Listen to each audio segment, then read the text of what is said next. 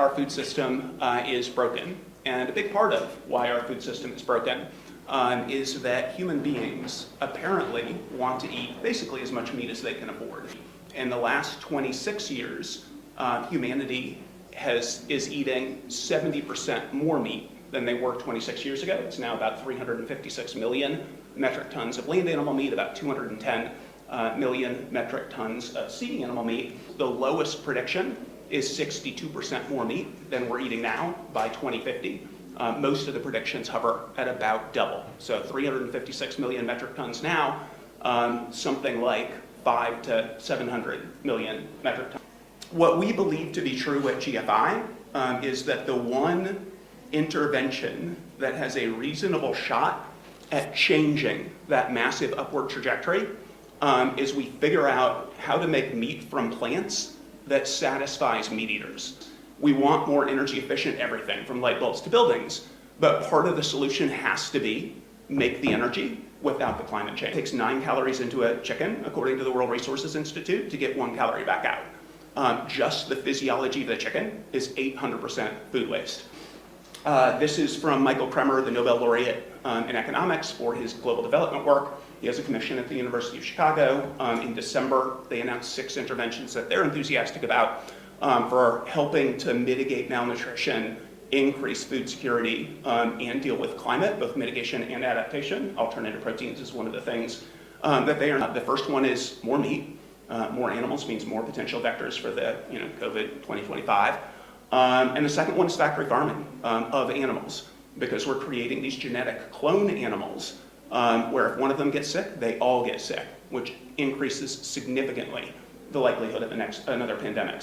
And the US should prioritize its alternative protein industry in the same way it prioritizes biopharma, clean energy transition, and advanced chips for artificial intelligence. We've been making meat in the same way for 12,000 years, funneling crops through animals. It's inefficient, it uses massive amounts of land, it creates massive amounts of climate change, and colossal global health risks. Factory farming is one of the worst things humans have ever done across the board.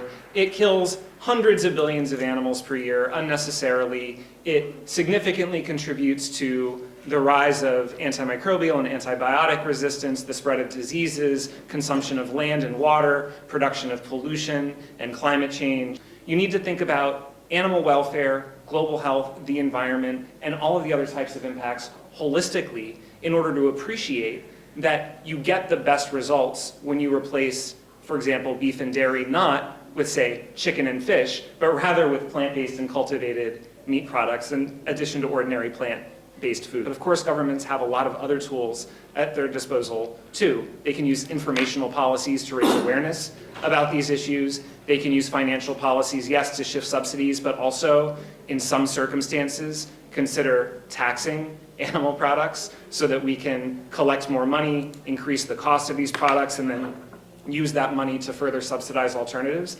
and regulatory policy. Why are we talking about food production and consumption and the various harms associated with the types of food we eat, as opposed to the growing human population and the harms that are simply caused by increasing numbers of humans? The richest 10% of the world emit 50% of the carbon dioxide, whereas the poorest 50% of the world emit 10% of the carbon dioxide. I think it's less than 10% actually. And so clearly the problem is a small group of people with a huge carbon footprint. If we care for our cats and dogs, we must care for the cows, buffaloes, or any kind of animal species. And I think that needs to be connected. That should be embedded in this whole discussion. That when you think about what kinds of alternative food systems to advocate for, you are thinking about animal welfare and global health and the environment, and then that can guide you towards the types of goals that are better across the board, right? Like plant-based meat and cultivated meat, as opposed to chicken and fish and insect farming